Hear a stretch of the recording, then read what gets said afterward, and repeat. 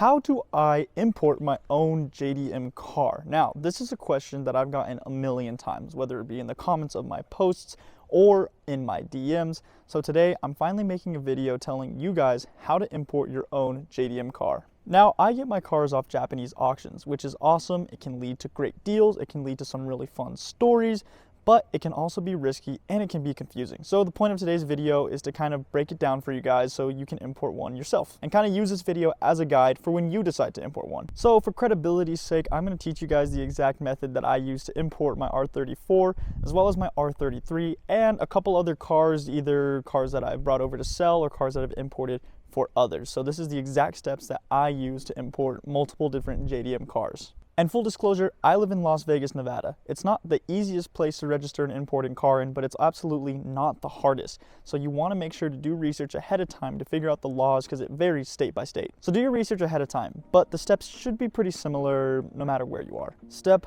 1, find the car that you want. There's so many options out there, so do some research. Join Facebook groups, watch YouTube videos, find the actual car that you want. Are you looking for a cool daily? Are you looking for something to do a show build, a street car, drifting? Are you trying to race? You really want to nail down what you're looking for before you go out and search for one. There's plenty of cool options out there, so make sure you find the one that is right for you. And remember, it has to be 25 years old. The 25-year rule is a law that regulates the importing of cars, and aside from special exceptions, if a car isn't 25 years old to the month, it can't be imported. Step 2. Get familiar with the market and explore your options. You can get really good deals on the auctions, but if you're not careful, you can still overpay for a car, which you definitely don't want to do. So join Facebook groups, see what cars are selling for, join right-hand drive, buy, sell groups, and also look at dealer prices in Japan and here in the States. So that way, when you do the conversions and everything's all said and done, you're not overpaying for a car that you could have just bought while it was already here. So yeah, get familiar with the market and explore your options. It can be a long process to import a car. It can take up to 2 to 6 months, maybe even more if you get really unlucky. So if you're not willing to wait that long and you can find a car for a good deal here on Marketplace or at a dealer, it might be worth buying it. So yeah, just because you get it off the auction doesn't mean it's going to be cheap. So you definitely don't want to overpay and add a wait to the whole process when you can just get something here. Step 3 is to find a broker. Now, this is the most important step. Importing a car is not something you're gonna want to do alone. There's a lot of red tape, there's a lot of legal issues, and you can definitely land yourself in trouble if you don't know what you're doing. So find a broker. The right broker is going to get you access to the auctions. They can get you the history of the car, they can get you pictures of it, and they can place bids for you. They can even get boots on the ground to get someone to go look at it in Japan and maybe even get some more photos for you before you decide to buy it. And most importantly, they can arrange paperwork for you and they can help arrange shipping. Many JDM dealers have a brokerage service available, so there's plenty of options out there, but make sure you do the research and you read reviews and you talk to them about how they operate and what their fees are, because you definitely don't want to get screwed over. Most fees can range to $1,000 is what I've seen on average. In the past, I've used BPro, and I've also used the Import Guys. This isn't an ad for them at all. It's just who I've used. I've had good experiences with both of them. From what I remember, BPro was a little bit cheaper because I did the titling and the registration, which I'm going to go over for in this video. But Import Guys got you the car US titled. So it kind of depends, if you want to save money, if you're willing to go to the DMV yourself. But either one of those have been great. BPro is located in Canada. I think the Import Guys are located in Washington. So again, not an ad, that's just who I've used. Again, most brokers have a fee of around $1,000. It seems expensive, but it's totally worth it and necessary. Step 4. Start looking at the auctions and learn how to read an auction sheet. I'll put a link to a guide in the description because it can be pretty confusing, but just to go over the basics, you want to learn how to read an auction sheet so you can get some idea of the car's condition. Cars can be ranked from a 0 or an R all the way up to a 6, 6 being a brand new car. In my experience, you'll probably see a lot that fall in the 3 range or an R. R can mean a damaged or repaired car, but it can also have an R ranking for having a body kit or engine swap or new paint. That's at least what I've heard. So take the rankings with a grain of salt. They've been known to not be super accurate in some cases. A good broker will get you a translated version of the auction sheet so you can see in more detail what the condition is as well as what mods the car might have. So you want to take a look at that for sure. There's also like Japanese equivalents of Carfax that you can pay like not that much money for, like $10 for, to get a history of the car based off the chassis code. So definitely want to run your car through that. But it's very important that you get familiar with how the auctions work and, you know, how to read an auction sheet, just so you can have a quick idea of the condition of the car. Step 5 is to actually bid. Find the car you want, send it to your broker, tell them a max bid that you're comfortable with, or tell them what you want the grand total to be when everything is all said and done and the car's in the States. They'll let you know if it's a reasonable amount, and then you bid. Go to bed, keep your fingers crossed, hope you wake up to some good news in the morning. Step 6 is absolutely the worst step. Wait. So let's say you won the car. That's great news. Now you have to wait. The car might sit in the lot for a while. The car might sit in a port for a while. You wait for the boat. You wait for it to ship here. You wait for it to clear customs. This is the worst step. It's pretty much just waiting, and there's absolutely nothing you can do. The best case scenario in my experience was 2 months from bidding to delivery here in the States. 2 months. That's a good number. That's probably the minimum. That's definitely best case scenario. The max that I've seen personally is 6 to 7 months. That's entirely possible. Sometimes your broker isn't able to get a boat right away. You know, there's a lot of factors that play into it. So step 6 is just, it's wait. It sucks, but you have to wait. Be patient. Again, if you're not willing to wait, you might want to consider not importing a car. Step 7, pick up the car.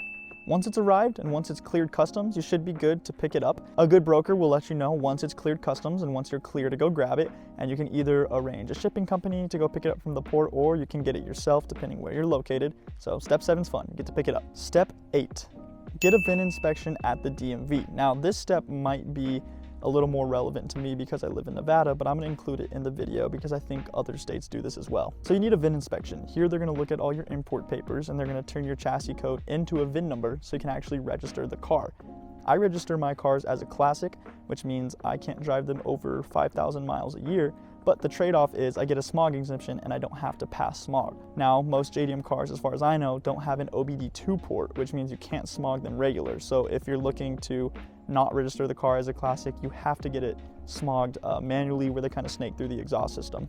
After I got a VIN inspection, I also have to go to the emissions lab for a visual inspection where they look at the car, see if I plan to register as a classic, all that fun stuff. Step 9, we are almost done. Register and title the car. Now this part is almost more annoying than the waiting part, but again, something that's super necessary. Once the car is inspected, insured, and you have the necessary smog documents, either to smog it or to register it with a smog exemption, then you should be good to go. The issue is the DMVs aren't always experienced with imported cars. This may take hours, it could take days depending on who you get. It could be a quick hour trip. It really just depends. And sometimes with myself and people I've talked to, you just get unlucky. You get someone who has no clue what they're doing and you just have to leave, make a new appointment, come back a different day. It's the name of the game. But in my opinion, it's best to go as prepared as possible because this will increase your chances of success. So you'll need the following forms: a 7501 customs entry summary, a 3461 entry/immediate delivery, an HS7 DOT entry, and a 3520-1 EPA. You'll need your export certificate, which is the Japanese title, a certified translation of it, which I often get notarized in front of a notary to make sure that, you know, I can bring it to the DMV and say, hey, this is an accurate translation. You also need some sort of document with the DMV info that notes the chassis code, the purchase price, who you bought it from, something that kind of acts as a bill of sale. Show up with these forms labeled, organized, and fingers crossed you get lucky with a good DMV person and you'll be ready to go. Step 10 is to enjoy. Finally, we're at the end of the process. Your car is registered, your car is titled. Maybe you've been waiting up to half a year, but it's finally good to go. You're ready to enjoy the car. JDM cars have so much to offer. They have soul, they have history. A lot of them are fun to drive. There's good community surrounding them. After this overly complicated import process, trust me, you're gonna have a great time putting that all in your rear view and just going out and driving with some friends in your freshly US titled, registered, imported car.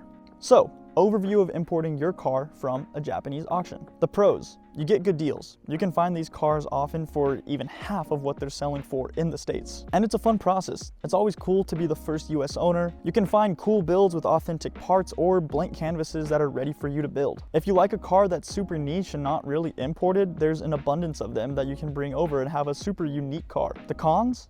It takes a while. The whole process can be anywhere, like we talked about, from 2 to 6 months. And most of all, it's risky. You're buying these cars sight unseen, which is a big risk on any auction, but especially a Japanese one. Remember, these cars are old and they might need a lot of love, so sometimes you gotta gamble. But the gamble pays off. I only saw these 2 photos of my R33 before I bought it, and it ended up being a pretty great car. I had a lot of fun with it. Cost-wise, after the broker fee, the shipping fee, the entries, the customs, all that kind of stuff, you're gonna be looking to pay about 3 to 4K above what you won the car for on the auction. So make sure to factor that into your decision, because that's a really important figure. And oftentimes it can end up still being a better deal than buying it in the States. That's the whole reason we do it. But there you have it, how to import a JDM car yourself for cheap. Far and away, this is the biggest question that I get in my DMs, in my comments, everywhere. People are always asking me how I've done it and how they can do it too.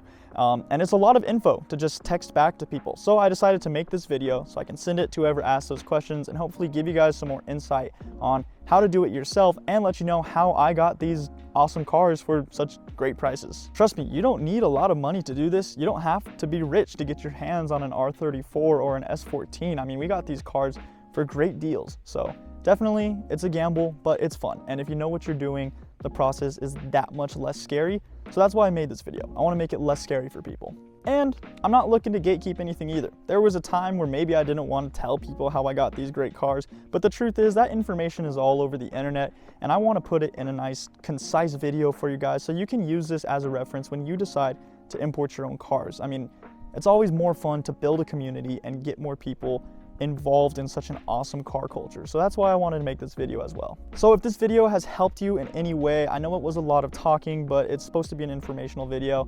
If it's helped you in any way, please subscribe, please drop a like, follow me on Instagram for more content. I'm going to Japan in 3 days, so I'm gonna be having a lot of fun content for you guys there. Follow me on TikTok, it's all the same username, and thank you guys so much for watching till the end. Peace.